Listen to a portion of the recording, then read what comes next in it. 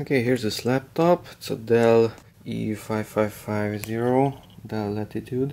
Okay, let's see how to boot it from an external CD, DVD, or in this case it's a Blu-ray drive. A disk is already inserted, and let's connect that one to the laptop, and I will power it on, and then I have to press, it's already started, I have to press F12 on the keyboard. F12, press it a few times. Up here it should mention the boot menu. Let's wait until the disk is loading. Press F12 a few times.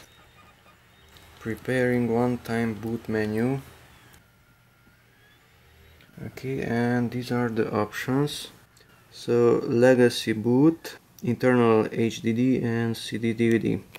So using the arrow keys, let's navigate down to the CD option and press enter.